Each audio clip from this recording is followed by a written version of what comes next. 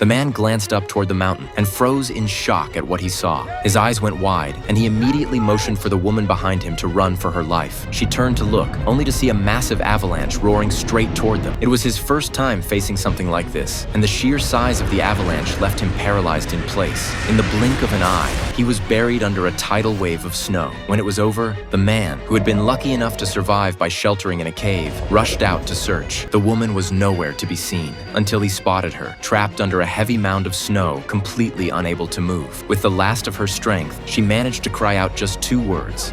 Hearing her voice, he quickly zeroed in on her location and began digging frantically with his bare hands. But the snow was packed deep and thick. No matter how much he clawed at it, he couldn't seem to reach her. Beneath the surface, the woman was being crushed and could barely breathe. In a desperate race against time, his hands finally broke through to her face, pale, delicate, and ice cold. He yanked her free from the snow and, hauling her heavy, frozen body, dragged her back into the cave. Once again, they had narrowly escaped death. Not long after, the woman slowly regained consciousness. The man reached out and touched her forehead. Thankfully, she didn't have a fever. Looking at her frail state, he finally opened his heart. He told her that the very first time he saw her, back at the airport, he had been completely captivated. And when he helped her pick up a dropped plane ticket, he'd noticed her seat number and had gone out of his way to switch seats just so he could sit beside her.